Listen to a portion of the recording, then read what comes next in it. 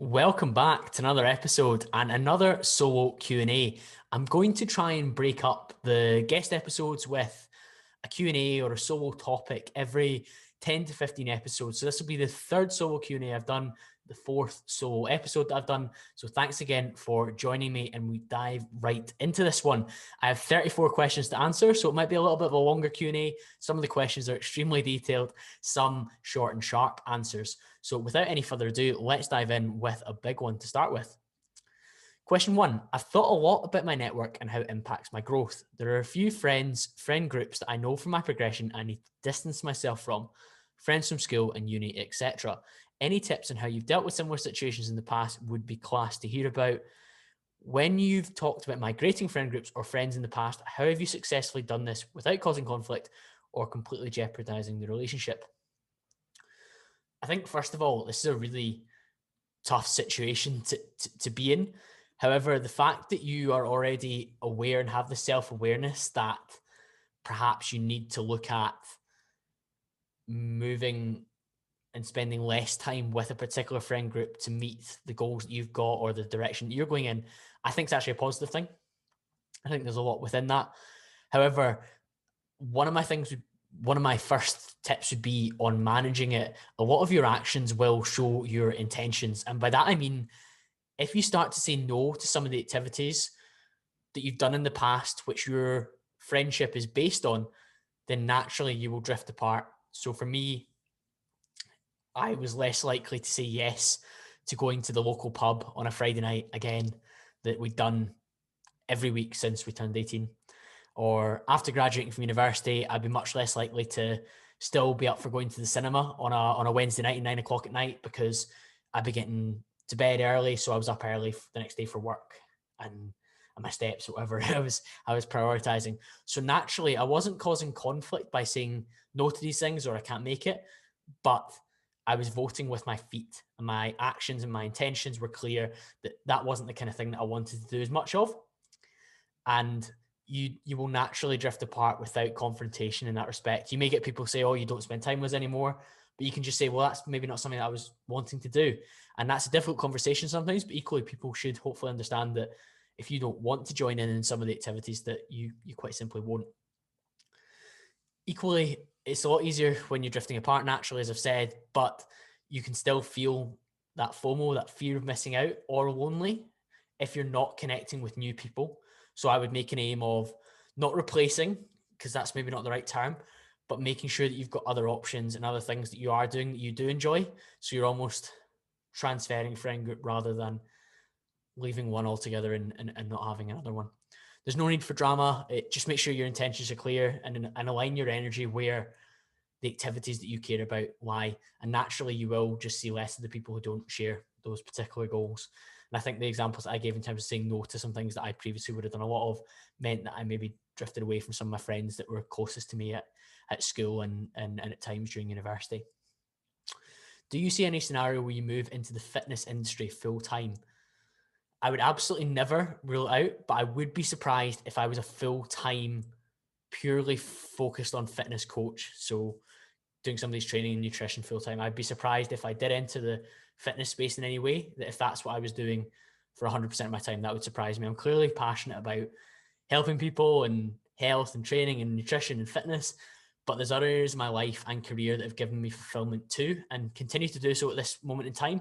But things change, and I know that as well as anybody, particularly if we look at this COVID period, things move quite quickly. So I will never say never, but I'd be surprised if I was full-time in a purely fitness coaching perspective. Any plans for your own supplement or fitness range? None. It's a heavily saturated market. I don't really have a following where I would want to produce t-shirts or hoodies or something like that. I don't think so, unless people want to get a CamBro Conversations hat or hoodie or something like that. I don't really see that happening. And in terms of supplements, next Sunday's episode is actually with Tom Seed, who is the head of sales for one of the UK's biggest supplement manufacturers, who manufacture for a range of different companies, over 50 different clients. And so if you want more information on what's going on in the supplement industry, that'll be coming next week. Golf related question here. Will the 2-yard soft cut ever be consistently found? So my golf's quite inconsistent in terms of my long game. So my drivers and my long irons, and I can be a bit erratic in terms of being all over the course. I actually had a great lesson in December with a coach, Colin Fisher, at World of Golf in Glasgow. And I made some big improvements, but I've completely stopped my practice as the cold weather's come in January. And I've been studying for my insurance exams, and I've been working on the podcast alongside kind of the two standards of work and training. So something had to give, and unfortunately it was golf, but I will be playing a lot during the summer, certainly.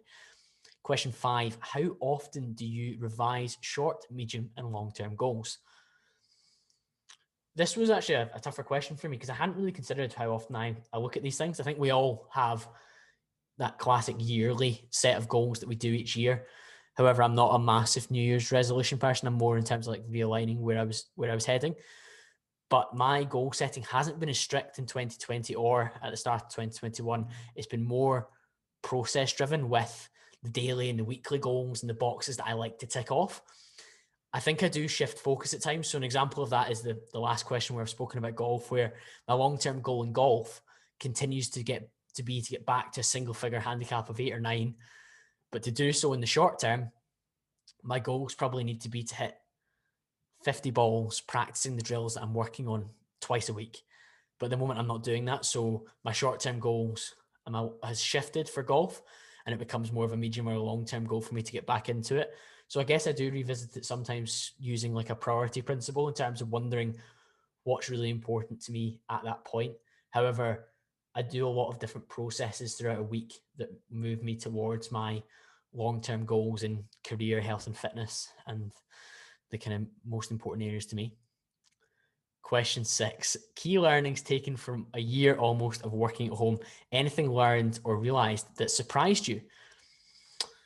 I was fortunate in some ways to have had 4.5 years working from home in my role before my current one. So I was quite used to working from home, but this time round has differed because previously you could break up your week or your month with face-to-face meetings and travel across the country. That's not been the case during this period at all. Everything's been done over Zoom. Everything's been done via the laptop, and it's almost like a never-ending cycle. So I would say one learning that maybe surprised me, particularly with closures of gyms and non-essential shops and other facilities that you maybe go to, or even just do stuff socially that's maybe limited now in terms of actually going to other people's houses or flats or catching up, is the boundaries between work and play. So when I'm not training after work, so on a rest day, typically that quite often is falling on a Tuesday at the moment, I find it harder to switch off from work than I would if I was in an office. So at 5 o'clock in the office, I'd probably leave and get the train home. Whereas when I'm at the laptop in the house, when you're working at home, and you've not got any immediate training plans or any social plans, it can be quite hard to switch off. So making sure you've got boundaries where you physically leave the desk space and switch off from that. Because even I sometimes find myself just continuing to do kind of low level tasks that are kind of poor outputs, so just mucking around your email inbox, doing nothing really important. So I think that would be one of the things that surprised me. I guess I was well prepared overall for working at home, and I'm quite used to it. But this time around has been more challenging just based on the fact that you never get out at all. Question 7, with your career, would you ever move away to further your career goals? Yeah, I think so. That previously definitely wasn't the case. And there was a lot of factors that I maybe just never thought like, oh, I'd like to live away. But I think if this period has maybe made us reflect a little bit, it's that there's a lot of, like, your life can be put on hold by factors you can't control. So by moving away, maybe feeling like, oh, I'm not immediately moving forward in what I was doing or what I am doing, it's almost like a worthwhile pause button or a worthwhile opportunity to go in a different direction. So I think there's a lot of factors that would take me away. I think alongside the career opportunity, it would have to be somewhere that had better weather than here, that really improved your lifestyle outside of your 9 to 5 as well, because I think you need to consider the whole package when you're moving somewhere. You could move somewhere for a fantastic job 9 to 5, but say you hate the surroundings that you have to live in, or you hate the weather in the city, or you hate the social constructs of the place that you are, or something else about it. That would be terrible. Right, question 8. This one had me really thinking in advance.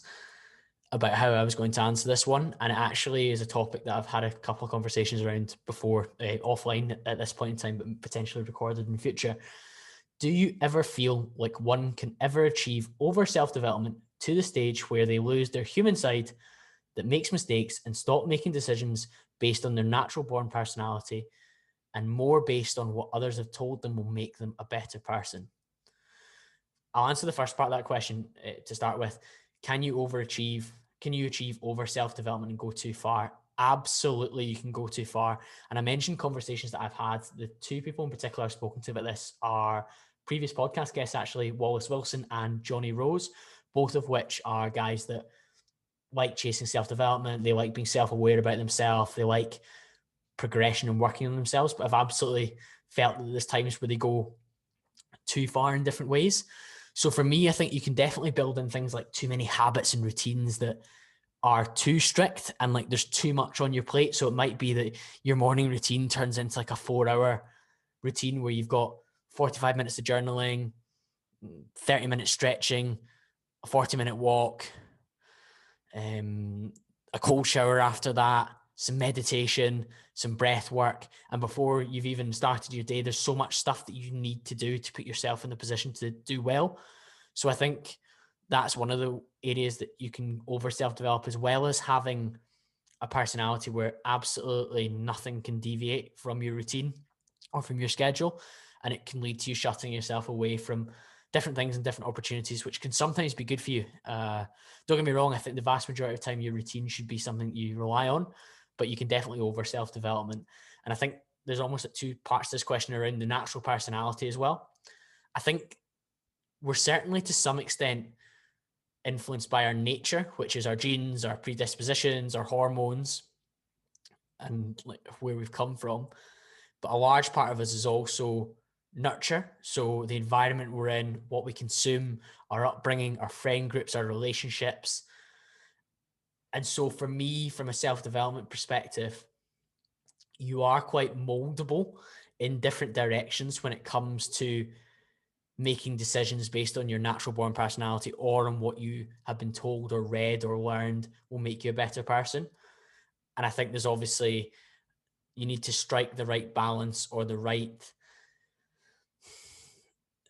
yeah, I guess the term is balance, isn't it? The right balance between the two matters. So you are definitely you're definitely considering what your natural instinct is, but also considering what would be a good outcome for you to be in a better position further down the line.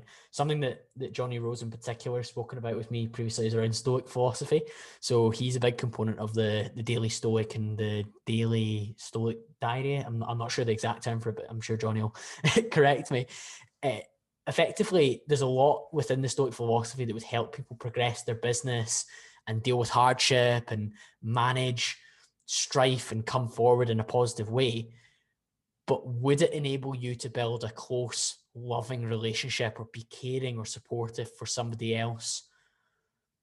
That's a big question. So there's elements of self-development and elements of your decision-making that sometimes you need to go away from the whole self-development world. Question 10 is a kind of triple header around food. Favorite meal to eat out? So I think restaurant steak just hits different, doesn't it? You can never cook a steak at home as well as you can cook it, as well as you have it in a restaurant. So I would say something like a ribeye or a fillet steak in a restaurant with some chips and some tender stem broccoli. I think that'll be my order for the meal to eat out in a restaurant. Favorite meal to order in? Takeaway pizza from an authentic Italian has got to be the answer for me.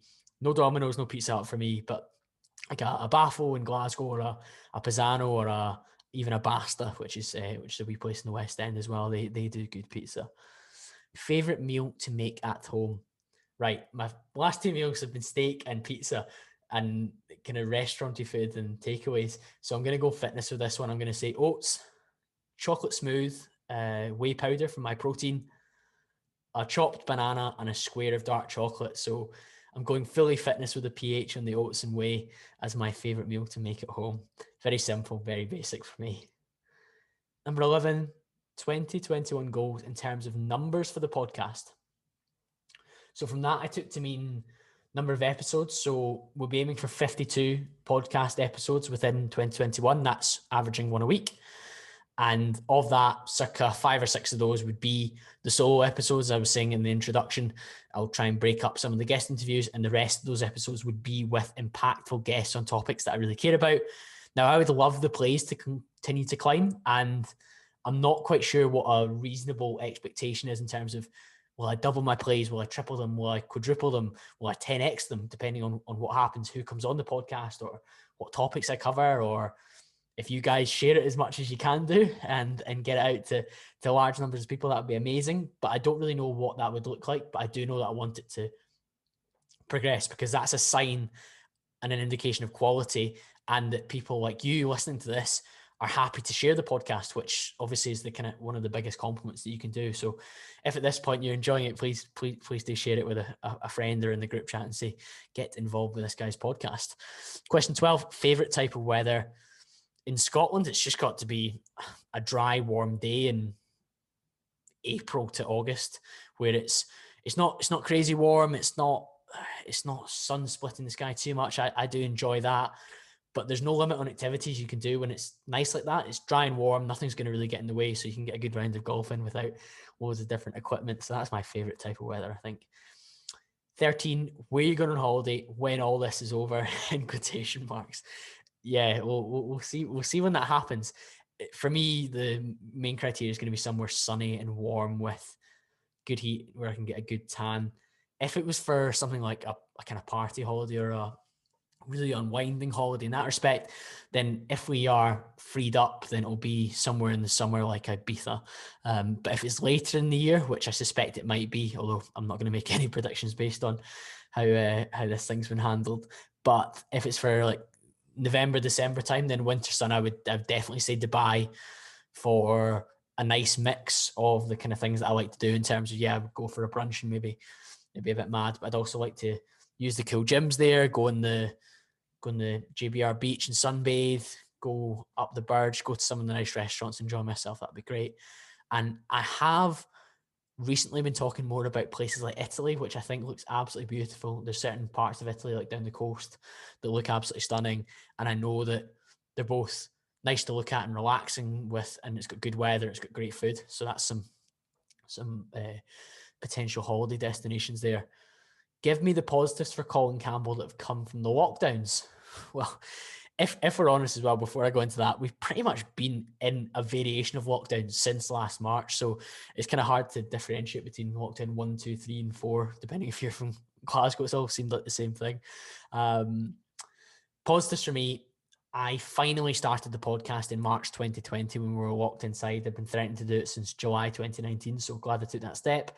I've taken a much more functional approach to fitness, and I'm getting better across multiple different areas. So power, strength, cardio, hypertrophy. I'm competitive across those now. I also started journaling and being more self-aware about myself in terms of writing down my thoughts and my feelings in the morning and at night, and working on those. And I also made some phenomenal connections, partly through the podcast, which is great, but also just through Instagram. I was maybe more focused on making connections virtually than ever before, which I think I was previously quite focused. Question 15, creatine when cutting. Yep, creatine, whether you're cutting, bulking, maintaining, whatever you're up to, I would say creatine is a staple. 5 grams a day, every day. There's no need for a loading phase or cycling on or off. There's very limited research to support that. But creatine is one of the most researched supplements when it comes to improving strength, increasing lean muscle mass, and helping muscles recover quicker during exercise as well as afterwards. Now, one of the reasons I think this was asked is there is a bit of a side effect of creatine where you retain more water. But that shouldn't discourage you, because it's actually intracellular water. And that's a positive when it comes to your muscles being fuller and able to recover and be stronger. So I wouldn't worry too much about that. It's not going to make you bloated or look terrible, even when you're cutting or bulking. No kind of change for me. I'll take it year round. 16, what traits do you look for in a dating sense? Any in particular? I think it's very hard to be specific when it comes to like, oh, what do you look for when you're dating? I mean, I guess I'm quite self-aware, so I do know what I like. I think the first of those things would be ambition. So somebody who has ambition, but also who takes action on it, rather than just signals that I want nice things or I want to achieve lots and then never does anything about it. Because I think that's a value that can be quite unattractive on the other end of the spectrum. And then I would say some sort of interest in their health and fitness as well. They don't need to be super fitness with a PH, but being really interested in health and fitness is a positive, because I absolutely need that physical attraction to them to catch my eye and keep my interest. And with that would come being into health and fitness and looking after yourself and having a well put together exterior as well. Question 17, what makes a good podcast host?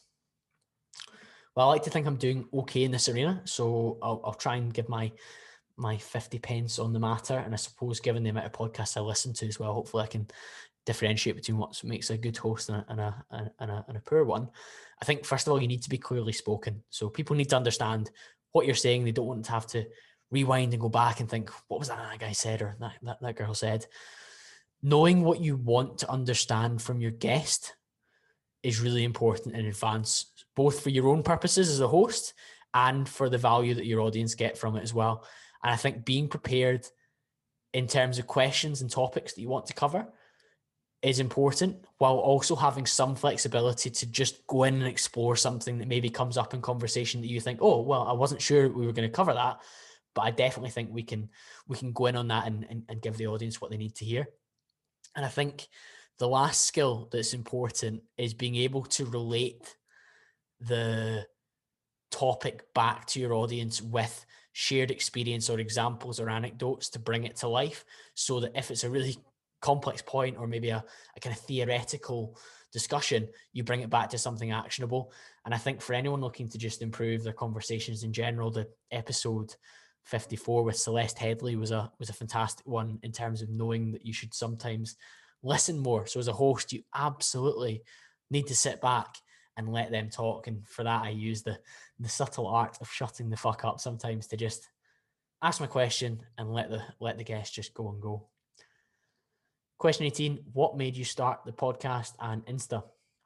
The Instagram was January 2017. So my brother and I teamed up. Ian had been posting for a couple of years sporadically on IBC Eats at the time it was called.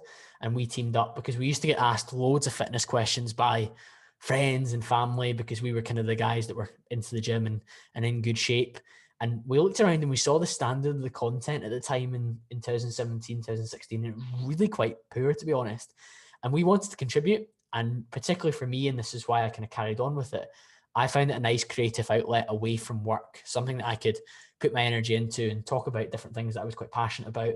And it was a fun hobby in that perspective. The podcast, and some of you might have heard this on different discussions that I've had before, the podcast for me was having done, I think, 5 or 6 guest appearances in the early part of 2019, talking about fitting health and fitness into a busy career. I kept thinking, wow, I really am enjoying these conversations. I think I can contribute on this. And it just formed the opportunity for me to have a second platform where I could bring value, but actually more value probably than Instagram, because Instagram is quite shallow in terms of you have people's attention for 3 seconds at a time with a post. And unless you have written something really great in the first 2 or 3 lines, people just scroll past, which is just the nature of the platform. Whereas the podcast, obviously, massive thank you to you for taking 30, 40, 50 minutes out of your day to listen to this. And I think I just knew I could contribute and produce something good on the platform. So I think that was why the podcast. Question 19 is a bit of a funny one. So would you rather only bathe in Monster or drink only water for the rest of your life? Now, I think for me, it's got to be drink water for the rest of my life, because if you were bathing in Monster, you'd be quite sticky.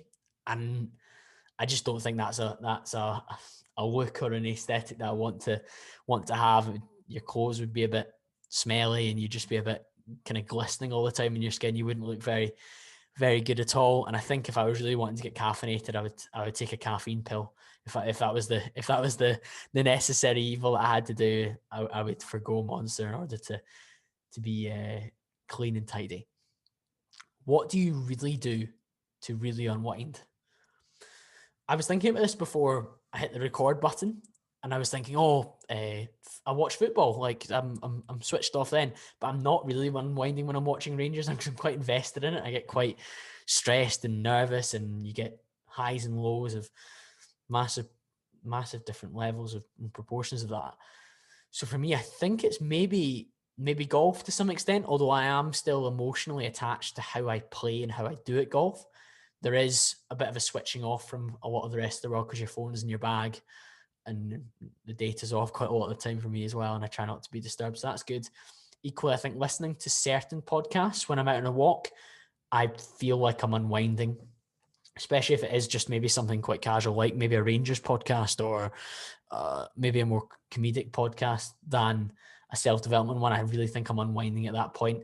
And then lastly, it depends what I'm doing, but training's definitely a great outlet to unwind, especially the sessions where it's been programmed for me by a friend and I just go in and get after it, particularly like a metabolic conditioning session, like an EMOM, where I've just got 4 to 5 movements, 3 or 4 rounds of it, and I just know to do those movements and I'm completely switched off and I'm just burying myself in that. 21, do relationships need to be seen as a long-term investment? Been talking loads about investments on Instagram recently, and maybe some of the episodes of the podcast, so that's maybe why I'm being asked this. I think it depends what kind of relationship. If it's a romantic one, I think to some extent you need to have some long-term view on it, unless you're both on the same page that it's like a short-term thrill that kind of fulfills both of your needs at that point. But that's very difficult to judge as a pair. And I guess it depends on what you're both looking for at that given period. But I think most of the time you need to have some consideration of whether it has a future or where both of your heads are at. And I think maybe having a kind of clear conversation on that can be helpful. Two tips for managing stress or sleep, or stress and sleep. Okay, set boundaries for work. So one of my suggestions for that would be, because it links stress and sleep, is your bed and your bedroom, if possible. I know it's hard when we're working from home sometimes in terms of the setup we can get. Your bed is a place for sleep and for sex and sometimes for reading, but not reading anything that's work related, I don't think. It's not for working on your laptop. It's not for scrolling your phone. It's not for checking your emails. It's not for updating your Instagram story when you're in bed or scrolling through that. That will impact your sleep quite badly, because your bed, if you always treat it as a place for sleep, that's what your mind will be programmed to do when you get there. The second of those, again, is related to that kind of evening routine, is have a brain dump before you sleep onto a journal for maybe some of your thoughts and your gratitude, but also write up tomorrow's to-do list. Write about the things that need to get done the next few days, and maybe plan them out if you need to, in terms of maybe what time you're going to do them or how you're going to do certain things. I certainly find for me, it relaxes me knowing what I'm up to tomorrow, and I'm not thinking, I might forget that I need to pick up some washing up liquid tomorrow, which I've only just remembered at 9:30 at night and I might forget when I wake up the next morning. So that's certainly something that helps me. 23, what period of time did you feel worst about your physique? Right. So for me, I'm going to delve right back here and think probably for most of secondary school, I wasn't happy really with how I looked. I was quite small. I felt I lacked presence. I wasn't particularly muscular. I wasn't ripped. I was just kind of skinny, thin, quite small. And that changed after I started lifting in 4th year at school, so 15 or 16. And I would say that was a kind of long journey to get to a place where I was really quite confident and happy with how I looked. And that was probably late university, so kind of 20, 21 years old, 2013, 14, where I was very confident in my physique, and I have been pretty much ever since, because it is a way that it sets you apart from other people, because you just cannot buy a good physique. You have to work for it. And I think up until that point, I thought I looked okay. I didn't look terrible, but I didn't look good and it didn't give me kind of confidence in my physique. Question 24. Without your client-facing role in insurance, do you think you'd have started podcasting?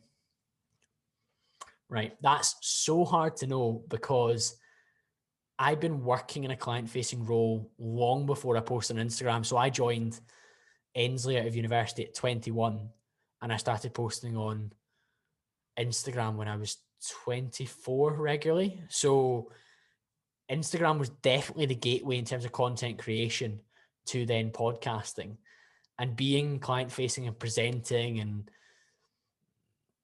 being in the spotlight, so to speak, from a young age of 21 meant I was well practiced before I even started Instagram in terms of maybe talking to the camera or doing stories, let alone doing a podcast. So I think it's hard to know, but I guess it maybe prepared me to podcast, but I don't know whether I would maybe have done it anyway. Maybe it was in my personality. Question 25. How do you get guests? Do they approach you or you them? 9 times out of 10, I approach them as I've seen their content or their message, or I've heard them speak on Instagram or YouTube or another podcast, and I think I'd like to have you on. Question 26. What box will CrossFit Call be attending after lockdown? I think CrossFit Call, the branding sounds great, but I don't think I'm going to go full CrossFit. It's very unlikely anyway. I've dabbled a little bit in some of the workouts and I genuinely enjoy large elements of it, but I don't think the program of a group-led exercise session really excites me because I do like to treat myself as an individual. I do think I've got different needs and stimuluses when it comes to a hypertrophy perspective. The kind of volume and work that I want to do on my strength would differ to what I would get at a CrossFit class. So I will say I'm completely committed to training more functionally and testing myself across strength and power and cardio and hypertrophy and really pushing my conditioning. But I do not think you'll see me at a CrossFit box full time. Another food related one. What is your death row 3-course meal? I think the starter would probably be calamari. So I quite like the kind of battered squid. That's quite nice normally. Main would be what I said I would have at a restaurant earlier. So either a fillet or a ribeye steak done medium rare with chips and some tender stem broccoli, I think. And dessert. Now, I'm about to die, so I wonder whether it would give me 2 desserts, but I'm split between sticky toffee pudding with ice cream and a butterscotch sauce, or a salted caramel cheesecake from the Cheesecake Factory. I've only ever had it once. I was out in Dubai, so maybe I've got a kind of favorable memory of that based on the fact that I was out in the blazing sunshine, but that would be a one for dessert potentially. Question 28. When do you know a tough conversation has to happen versus the stiff upper lip approach? That's interesting, the stiff upper lip approach, that term, isn't it? In terms of maybe that kind of links that turn the other cheek, doesn't it? But for me, I think you need to draw firm lines and boundaries for yourself in most aspects of life.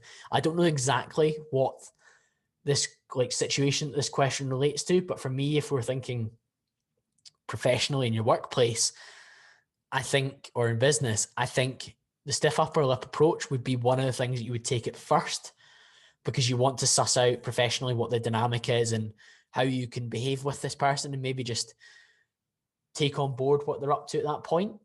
But if it's in friendships or relationships or within your family, I think the tough conversation needs to come quicker and needs to come earlier in order to really set some firm boundaries and kind of move forward with where things should be. Because if not, then maybe somebody will run all over you in that perspective.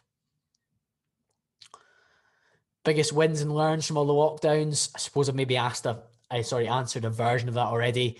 Starting the podcast was fantastic. Doing more functional fitness, journaling definitely a big one, and that's helped me learn to be more self-aware. So I've become more self-aware during the lockdown.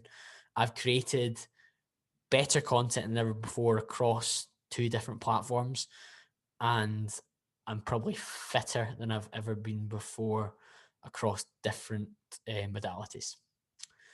Oh, one of the hardest questions, this one. Question 30. What do you think will be the new normal? So I guess it depends when we're talking about, but I think if I was to guess, if we're talking about work, for example, we'll see a lot more remote working opportunities, so a lot more opportunity to work from home more flexibly, because most people have demonstrated that they can do it at least a couple of days a week. So you'll see less need to commute every day, 9 to 5 on the train or on the bus or in your car. I think that'll decrease a little bit. I think there'll be more virtual discussions off the back of that. So more people will use Zoom, like a short Zoom call, to meet people and build a bit of rapport before you maybe decide whether you meet face to face and go through that. I think you'll have maybe less need for travel. So maybe if I was doing a training session where maybe I would have gone to London previously, some of that might be virtual and there'd be less of that. So it might help from a travel perspective and a kind of a fossil fuel burning perspective if we're thinking with those hats on.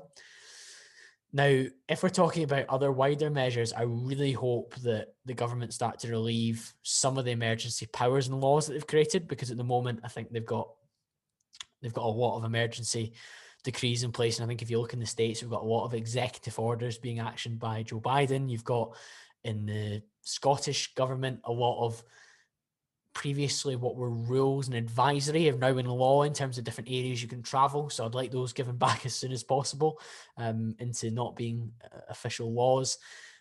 My fear would be that continued distancing and masks are upheld and in place at gatherings and venues, even after a mass vaccine rollout, because by that point the risk would have been lowered really, really low. And I think it would be an unnecessary handicap on life and business and fulfillment versus what the actual risk is of COVID-19 by the point that we've hopefully had a mass vaccine rollout. My fear would be the new normal would involve too much of the stuff that we've had to do as part of some of the measures that people have decided are best for us. Question 31, do you find romantic relationships challenging given your devotion to self-development?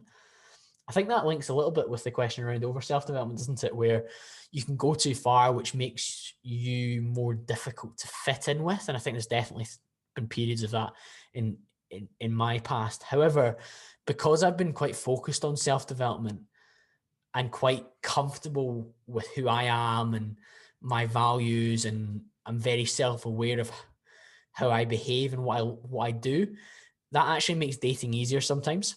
And particularly over the last couple of years, I've been extremely confident in who I am and projecting that out to the girls that I've dated. So that's made me very comfortable when I've been meeting them, and I've tried to make them feel comfortable as well, which is a huge part of when you're meeting somebody for the first time. I think one challenge, if you're kind of leading the question in that sense, is because somebody knows you care about self-development as well and that you're focused on it, they can sometimes try and oversell their focus on it because they think that's what you want to hear, particularly initially, where everyone, when they meet somebody for the first time, is maybe trying to put forward a persona that they think the other person will like more, and it might attract them by creating this persona that's more in line with what they think they'll like. But you cannot keep that up. And I've had that a number of times where maybe somebody's come in hot thinking, oh, this is what he will be interested in, by being like all about the self-development life. And I think that's wonderful if that is the case, but trying to put that across when it's not as much the case as it truly is only makes for it ending quite quickly, because it's kind of a breach of trust and a breach of your initial expectations of that person. Question 32, 3 rules for life. Well, Jordan Peterson's got 12, doesn't he? And I think he's a pretty wise man. One of his rules for life is, I'll butcher this a little bit, but basically the advice that you would give to a friend in the same situation as yourself, take that. So I think that's absolutely one of the rules that I would advocate in terms of maybe how you speak to yourself, the advice you give yourself. So sometimes you would be maybe too harsh on yourself. Other times, if you saw a friend maybe behaving and letting themselves slack the way that you are, you would have a word and you'd have more integrity about yourself. But I certainly think that that's a good rule for life in general. more kind of general ones, and maybe more specific, I would say second rule for life: go for a walk every morning and try and have the notifications off on your apps and your phone when you're doing that, or for all the day if you can. And the last rule, a bit more of a philosophical one, we'll go a bit more Jordan Peterson, we'll say spend the majority of your time doing something that gives you purpose. So work, or what you spend the majority of your time doing, it needs to give you purpose and fulfillment. That's a general rule for life. 33, we're in the home straight now. Do you find praise or criticism more motivating? Now, that's a real thinker, isn't it? I'd be interested. Please, at this point, drop me a message at some point and let me know what you think on this one, because I think this is the one where a lot of people have quite split opinions. But I think praise can help reinforce existing behaviors that people around you value. So it might be that holding the door open for your neighbor, she always praises you, or he always praises you to say, "Oh, you're such a polite young man. Thank you for doing that." That reinforces that behavior. And I suppose it motivates you to do more of it. Equally, from a criticism perspective, and I'm going to put my kind of content creation hat on here, you get a little bit of hassle sometimes about what you're putting out there, or why are you doing that? That's different. That's weird. That's strange. And I've absolutely driven myself through spite before to prove somebody wrong, or prove people wrong, or overtake people that I don't think are as good as me, or as competent as me in a particular space. And that's 100% been something I've done before, particularly when I first started Instagram, when people were like, "Oh, you're just doing that to get a 10% code off for a t-shirt, or get sent some free protein shakes. Like, why are you posting every day on Instagram? Why are you taking photos with your top off? Like, you're such a weirdo." So for me, I was like, "Oh, fucking watch this, mate. I'm going to put my all into this and deliver value and produce something good." So yeah, I think praise can definitely be a great motivator, but equally I know that in the past I've used spite or criticism. 34, here he is. Favorite podcast appearance with a ginger male whose name begins with D and ends in Avid. Yes, I absolutely loved being on the Development by David podcast with David McIntosh, and it was a great chat. We really went deep on some pretty interesting areas that I haven't covered that often or ever in interviews before. So certainly one to dive into. Development by David if you haven't done. The biggest discovery you've had since journaling. So in the 6-minute diary, which I've been using, and I'm almost finished my second full diary, so that's me almost done a full year. I think I'm 2 or 3 weeks away from a full year, has been that I actually do a lot of selfless good deeds that I didn't know or wasn't really aware that I was doing. So nice things that I was doing for other people throughout the day that were just done off the cuff. They weren't necessarily premeditated. I think the diary actually forced me to do some more premeditated ones, in terms of maybe encouraged me to reach out and give sincere praise to somebody that I normally maybe would just kept quiet in the background in admiration, and reach out and do that. But I think the diary helped me to frame my contribution, my positive contribution to others better, and remind me that's what I actually do. Right, question 26. This is I mean, there's been a few hard questions to answer and give a lot of context to, but I'm going to try my best here. And it's rhetoric around the NHS during the pandemic. Discuss your thoughts. So this comes off the back of a conversation I was having with one of my connections on Instagram over DM. And I think if we look at the rhetoric that's been used during the pandemic, a lot of it has been to create emotional reaction. So things like protect the NHS, save lives, wear a mask, stay at home, and clap for carers on a Thursday night. And that's been designed to drive an emotional reaction rather than letting us logically look at what is going on in terms of the situation. And I think there's times where that was really useful, where right at the start of the pandemic, adherence was more critical than ever before to try and get it under control back in March 2020. Now, people can argue with hindsight and whatnot whether whatever we've done is the right idea in terms of all sorts of different variations of lockdown and different rules and regulations, some of which are quite wrong-headed, some of which maybe were 100% necessary. But during this period, there was a lot of rhetoric around protecting the NHS through behaviours, and some of it, if you think about it, versus one of the biggest challenges, which is obesity, isn't it, for me? And this is where this conversation came from initially. If you were really honest, you would say something like, as well as wearing your mask and socially distancing, lose weight or don't be obese, protect the NHS. But you absolutely can't say that, can you? But Boris is really well known, and say what you want about Boris Johnson, but he's one of the most talented politicians for driving emotional reaction versus somebody like a Keir Starmer, who's more logical and uses the stats and statistics and tries to present them at Prime Minister's question times when they debate. Boris is more about short, sharp catchphrases and delivery of that, which is quite funny considering some of his speeches during the last year have been absolutely terrible. But he's well known for that in terms of what he's been up to in the past. So, for example, to win the general election by a landslide, the phrase was "Get Brexit done," and that was a simple phrase to evoke emotion. That, listen, we're all sick of this dragging on. Let's just finish off this. And that was even for people who'd voted Remain. We're like, right, okay, let's get Brexit done and vote for Boris to get a landslide. And he drove a lot of patriotism as well with his rhetoric around the London Olympics. As well as his time at London Mayor, he had the Boris bikes to get people moving and being active. So there was a big focus on, when he speaks, generating an emotional reaction.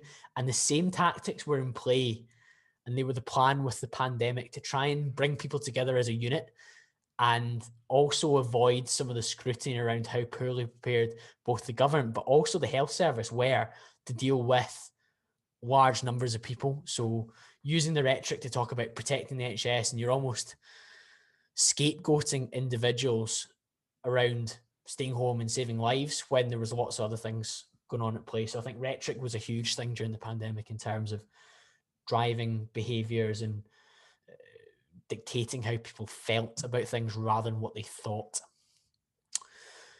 Moving on from that deep question, another one, 37. What is your biggest fear? How do you mitigate it ever coming to fruition? So how do I mitigate my biggest fear, and what is it? Okay, so I think my biggest fear, and I've maybe spoken about this before, is not fulfilling my potential. Now, nobody knows what their potential is. However, does it not scare you? And again, you can message me at call.cambro what you think about your fear is. But does it not scare you to think, I was capable of more and I never even got close? Maybe you did get close and that's fine, and it kind of feels like you tried. But if you look back on your deathbed and you think, oh God, I just didn't even try and move the needle towards the right direction. I didn't even try and turn the dial in a positive way towards what I maybe could have done.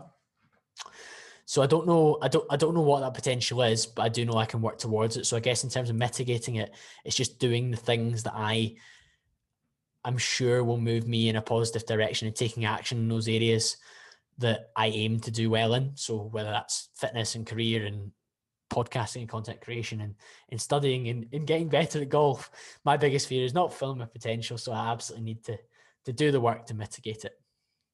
Last question, and another kind of philosophical one, I suppose, in terms of what is an expensive, perhaps material purchase that you've made that you simply can't live without? When I was thinking about this, I think the first thing that sprung to my mind is my MacBook, which I'm recording and used to upload my podcasts. I think that's quite material, isn't it? Because it's a kind of one-off expensive purchase. I mean, it's quite expensive in the grand scheme of things, but it's not like the same as like a car or a house or something like that. But I suppose it's a bit of a necessity, and I definitely couldn't live without its functionality in terms of everything that I do with it, in terms of the podcast and email and content creation.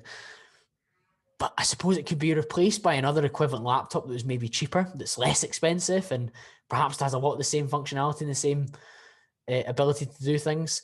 And I think when I was thinking about this as well, I thought of other material purchases like my watch. But that again is quite necessary, isn't it? And I know we can all tell the time from our phone or the clock on the wall wherever we are. But I guess my watch was something that I bought in early 2015, just after I'd passed my 6 months probation and kind of got my full-time contract. And it kind of reminds me of buying it as a celebration of securing that. So I think although it's a material purchase that was quite expensive, maybe I couldn't live without it from a reminder, but also a kind of not a status symbol, but a kind of signature piece on my wrist that I'm happy with. So there we go. And another solo Q&A wrapped up. 38 questions covered tonight, and lots of variations of types of questions, all the way from dating to purchases to the NHS to the pandemic, all sorts covered within this Q&A, and I hope you have all enjoyed it. If you haven't already at this point, please take a screenshot, pop it in your Instagram story, tag me at call.cambro, and give me some of your feedback. Some of the questions that I've asked within that, I'd love to know what your answers to those questions would be, particularly your biggest fear. What would that be? What are you genuinely scared of, and what are you doing to mitigate it? I think that would be interesting to find out. And I'll be back to speak to you all again very, very soon.